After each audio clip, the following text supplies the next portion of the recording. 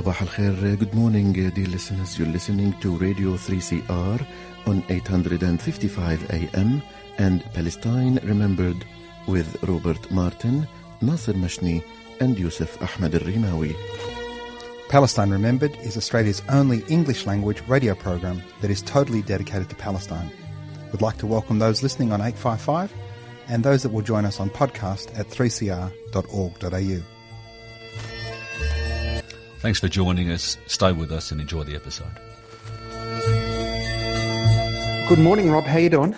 Good morning, Nasser. Good morning, listeners. I'm very, very well today and very excited about our co-panelist that we've got on today. Fantastic. So tell us what we've got on, Nasser. Well, without further ado, let's introduce Ali Abu Nimah, a great friend of ours and founder of Electronic Intifada. Good morning, good evening there, Ali. Good morning to you. And, as we always joke, greetings from the past or the future. I can never tell. Well, at the moment, with Trump in charge, you guys are in the past. But let's move to the future. And sadly, the continuing betrayal of the Palestinians has happened again. The United Arab Emirates has signed an accord, the Abraham Accords, facilitated by Donald Trump. Tell us what the reactions have been, Ali, and your reaction on it. Yeah, well, as people will have heard, the United Arab Emirates agreed to a so-called peace treaty with Israel, even though I'm not aware that those countries were actually at war with each other.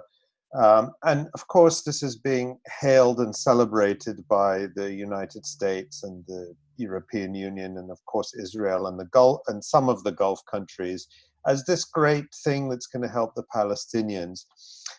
And it specifically was marketed as, in a way, the Emirates got a concession from Israel, that Israel put on hold its plans to annex a large part of the occupied West Bank. And so it's being also marketed as, we've helped the Palestinians here. But really nothing could be further from the truth. Israel may have postponed formal annexation of the West Bank, but that was already due to American pressure, not because of the UAE. And what's more important is not formal annexation, but annexation on the ground. And that's very much ongoing in terms of Israel continuing to, confiscate Palestinian land for settlements and so on. So really, the Palestinian cause is being used as a mask for what is quite a sordid and opportunistic deal, which, of course, people, as you said, are calling a betrayal of Palestine. But I think it's a big emotional blow for a lot of people. But the reality is that the United Arab Emirates has had increasingly close relations with Israel, in fact, dating back to the 1990s. But in recent years, it's already included such things as intelligence cooperation and even joint military exercises between the United Arab Emirates Air Force and the Israeli Air Force, which is pretty horrifying when you think about what the Israeli Air Force has been responsible for, but also what the United Arab Emirates Air Force has been responsible for in Yemen.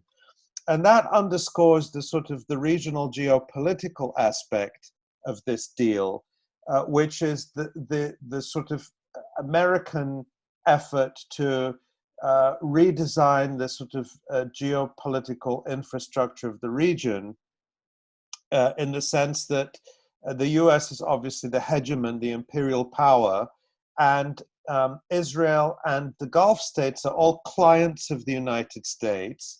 And they all see Iran as their major regional rival. And this is, of course, particularly true of Saudi Arabia and the United Arab Emirates, but also Bahrain and, the other countries to a lesser extent, Oman and Qatar and Kuwait and so on.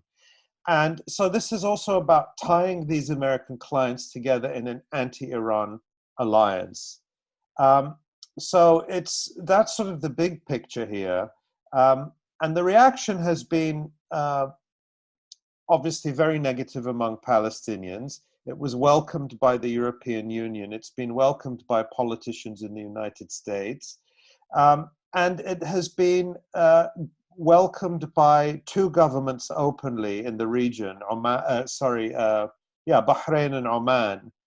whereas Saudi Arabia has remained officially silent. Jordan has sort of equivocated.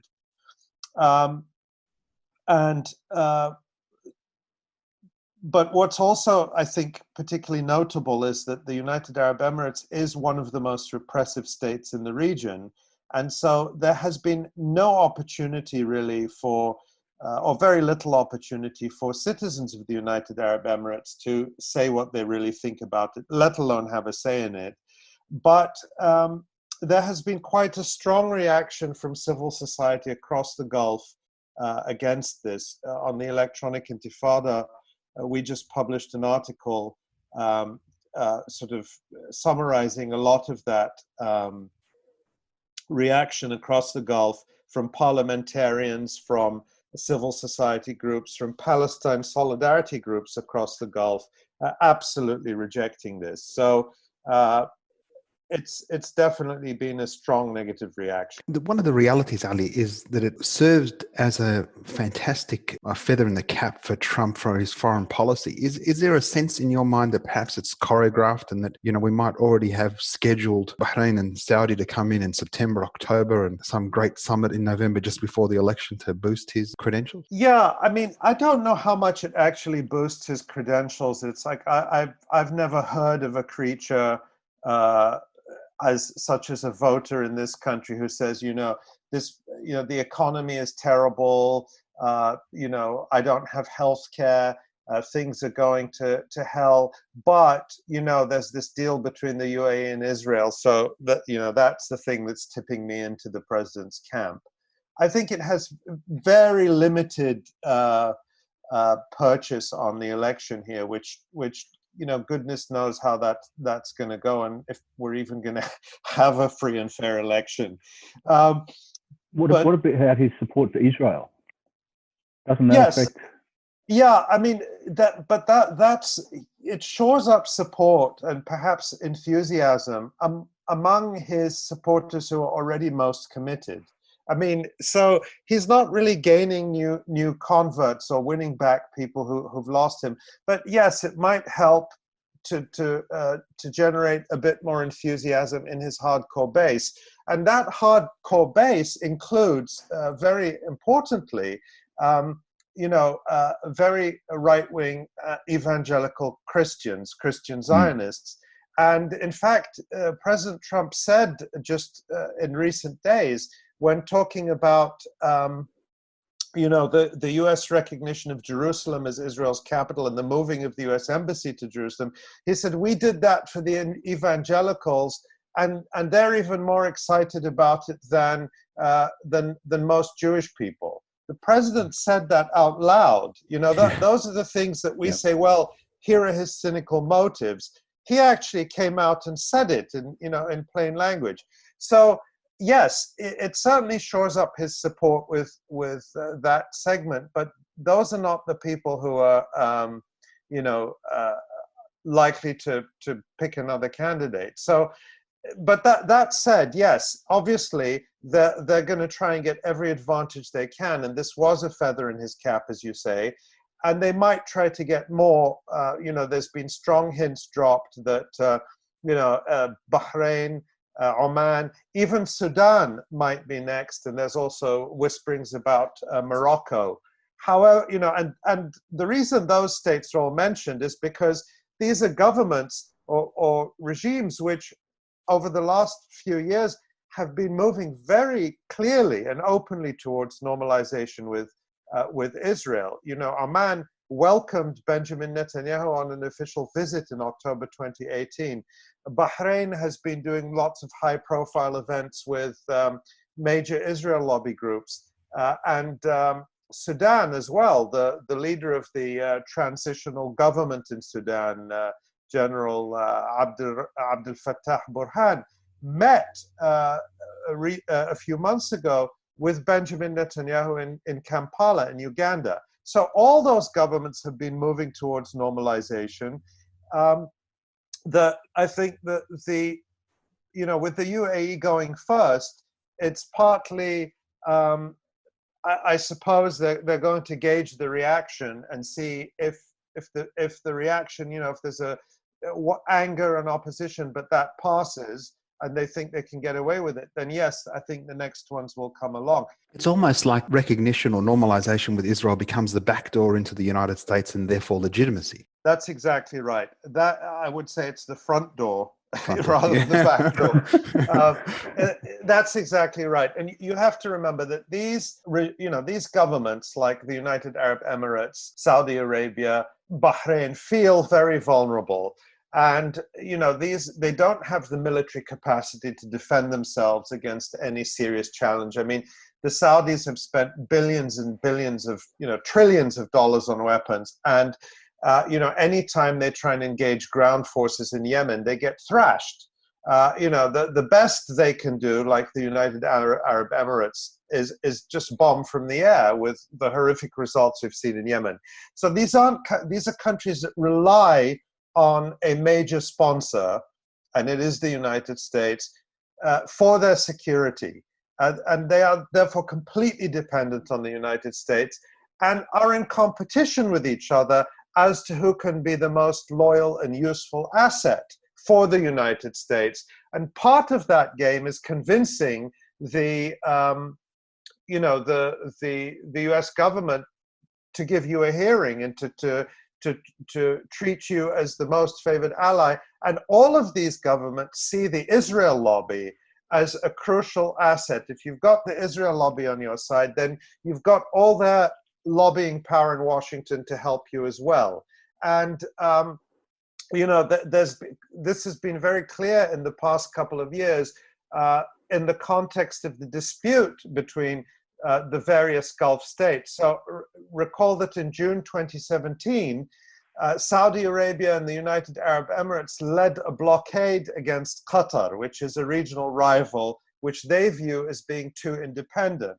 And initially, Donald Trump came out on the side of Saudi Arabia and the UAE, which absolutely terrified the Qataris to the point where they truly believed, and I think very reasonably believed, that Washington would give Saudi Arabia and Qatar and the United Arab Emirates a green light to actually invade Qatar. I think the Qataris believed that could happen and that wasn't an unreasonable fear.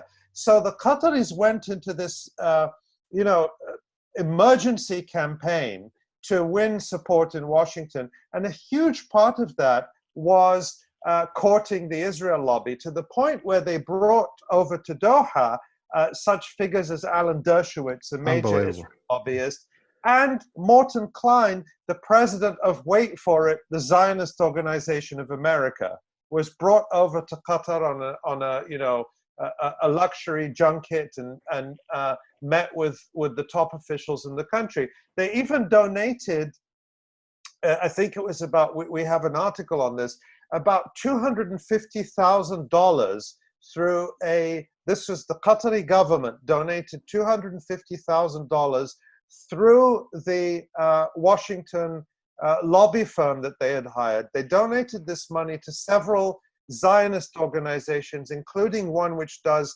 tours for the Israeli army, sort of propaganda tours, and to the Zionist Organization of America. So that was Qatar trying to sort of outbid Saudi Arabia and the UAE in showing, yes, we will play ball. And of course, one of the consequences of Qatar's campaign is that they agreed to censor the Al Jazeera undercover documentary on the inner workings of the Israel lobby. That was part of the price Qatar paid to win, win this favor in Washington. Of course, that documentary, which you may have seen, we actually got leaked copies and put it up at the Electronic Intifada. But that was all part of this bigger story. Amazing, isn't it? In 1979, when Egypt signed a peace deal with Israel, the Arab League boycotted Egypt for a period of time. Arab League's dead and gone now? Completely, yeah, absolutely. I mean, if anything, the Arab League will praise this.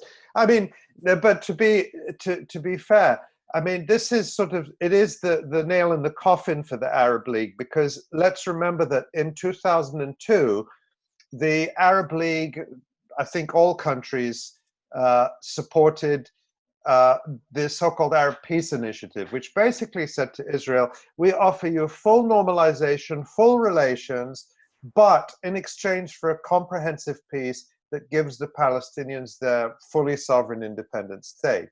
And that was sort of really already a very concessionary stance from the Arab states. But what the UAE has gone and done now is basically to blow up the Arab Peace Initiative, because even that minimal leverage is now gone. And it's sort of, the formula was, you give the Palestinians their state, we give you normalization.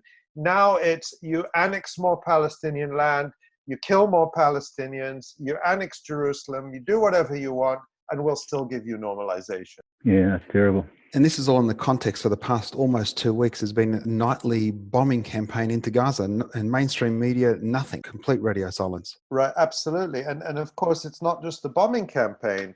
You know, what's behind the bombing campaign is that, you know, the situation in Gaza has become absolutely, I mean, we keep saying it's desperate, we keep saying it's unlivable. We run out of adjectives for the severity of the economic situation in Gaza and the isolation. I mean, you know, you're in Victoria under a lockdown, and we experienced that here in Chicago, and you know, it's an experience now that's all over the world. Well, imagine we have the audacity to complain too, don't we? Right. Well, You know. imagine being in a lockdown for 13 years, where you are not allowed to leave your city. You're not allowed to travel abroad.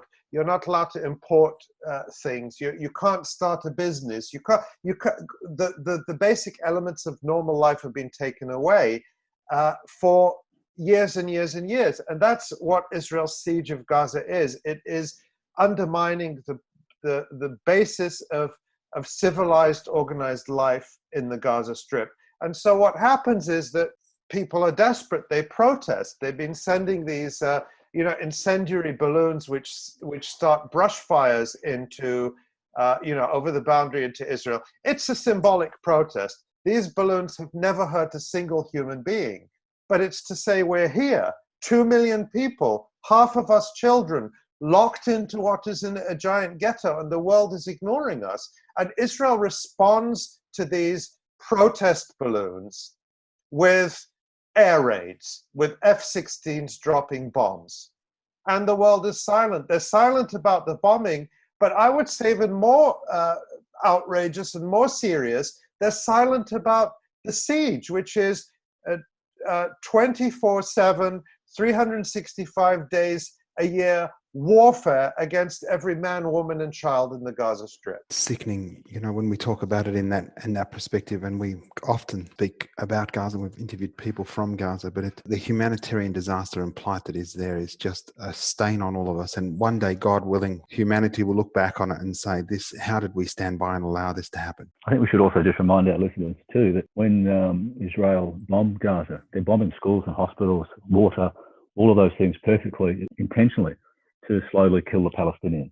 And unfortunately, that it's not so slow anymore, it's speeding up. Ali, you're in the middle of an election campaign, and domestically, there's been a little bit of movement. I mean, we're not going to say it's anywhere near where it needs to be, but the reality is that the squad, the Democratic four-pack there, they've all been re-elected. Rashida got back with an increased majority vote. Ilhan Omar, she did. But also we had a couple of others, Cori Bush and Jamal Brown. Jamal Bowman, Bowman, sorry, excuse me. Cori Bush and Jamal Bowman are both, Cori at least is a BDS supporter. Linda Sarsour's on her advisory committee. They ran against two very Zionist supporters. Jamal Bowman, he beat Elliot Engel, a 16-term proper Jew. He's a Jew, but a real hardcore Zionist. Smashed him. Is there something to be optimistic about there? I think there is a sea change going on in the United States, and these election results are sort of indicators of this sea change that's happening, where younger people are moving to the left in general, and the demographic shift in the country is moving things to the left. And this is something that is happening across sort of the ethnic and religious mix of the United States. So you mentioned that Elliot Engel is Jewish. He's a congressman from New York. But this is very much happening within the Jewish communities, where we see really insurgent youth movements among young American Jews that absolutely reject blanket support for Israel, that are increasingly anti-Zionist and are increasingly vocal. So, you know, you will probably have heard of Jewish Voice for Peace, but there's also a group called If Not Now, and others. And these changes that you're seeing are really happening in the base of the Democratic Party across racial and demographic groups, but particularly among black and brown people, people of color, immigrant communities, and younger people. And that's what you see. What you see increasingly is that support for Palestine is now starting to be taken for granted as a progressive stance. And it's increasingly difficult, if not impossible, to present yourself as a progressive in American politics if you are silent about what Israel is doing, or if you spout the traditional pro-Israel positions that characterized the bipartisan or cross-party consensus. That consensus has broken down, and there is, in a sense, a civil war within the Democratic Party, which you see on a whole range of issues. Like we have been, the Americans have been saddled with Joe Biden, who is a political dinosaur from another era, who is not even willing to promise people or to offer a plan in the middle of a pandemic for universal health care, for Medicare, what we call Medicare for all. He's not willing to do that in the middle of a pandemic. And so that is driving a lot of the insurgency and the outrage that the Democratic Party establishment is simply in the pockets of corporations, is really on the same side as Donald Trump. But Palestine is within that mix. And we've seen it particularly in the context of the Black Lives Matter movement, where there's been a really strong identification between, the Palestine Solidarity Movement and people fighting racial violence and police violence in the United States, to the point where the Israel lobby has taken aim at the Black Lives Matter movement because it sees it as a growing strategic threat to public and elite support for Israel in the US. We've got the same reality here where we have a Black Lives Matter movement as well. And the Zionists here have been caught out, because the reality of Zionism is that once it is settler colonialism, as you have there, as we have here, they need to be in that powerful white space. And that powerful white space is not comfortable with equality amongst any people of color, let alone it's indigenous or people of color. We had Linda Sarsour. She actually attended a DNC event, and her job there was to promote Muslim engagement. Now, the Biden campaign came out, quickly disassociated themselves from her and from it, saying, because whenever you say BDS, you've actually got to put in the pre or post nominal, that the anti-Semitic BDS campaign. How's that going to play out, you think? Well, Linda Sarsour has been sort of a really loyal foot soldier for the Democratic Party. I mean, she was, supported Bernie Sanders, but once Bernie Sanders folded up his campaign, she seems to have moved very smoothly towards supporting the party, and I assume supporting its nominee Joe Biden and his running mate Kamala Harris. And so it's pretty remarkable that the campaign is attacking her and really buying into and amplifying the Islamophobic and far-right smear campaign against Linda Sarsour, who, as I said, has been very, very loyal to the Democratic Party. I don't know her personally, but in terms of seeing her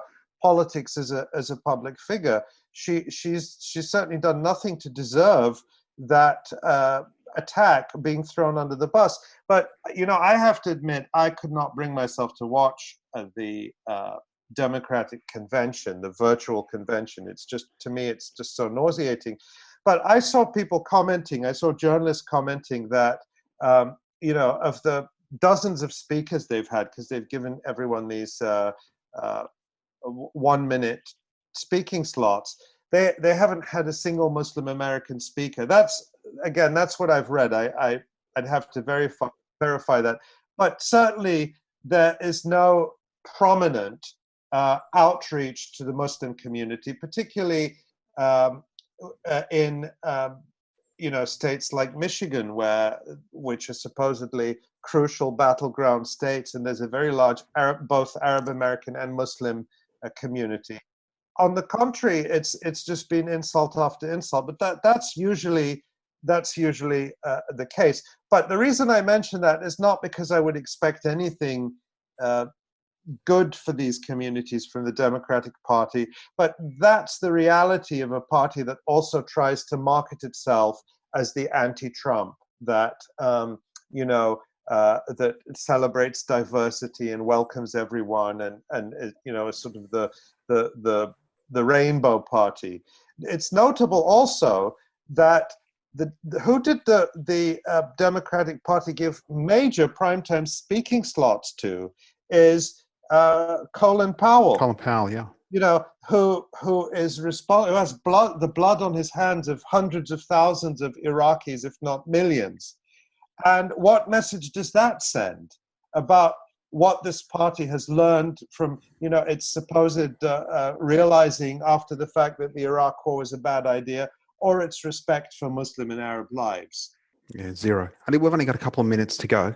One of the things, a couple of people I've spoken to, Americans, have gone that Trump is almost being good for Palestine, in that people who might have been peppers, progressive except for Palestine, have suddenly gone, well, Trump's with Israel, I must be with Palestine. Yeah, I think back when Trump was first elected, I wrote an article suggesting that Trump would accelerate the loss of support for Israel in the United States. And I think that is happening, but I think it's more complicated in the sense that what is happening in the US, and this may be true in Australia as well, is the polarization of support for Israel. Whereas support for Israel a generation ago, even into the 1990s and early 2000s, was very much a consensus issue.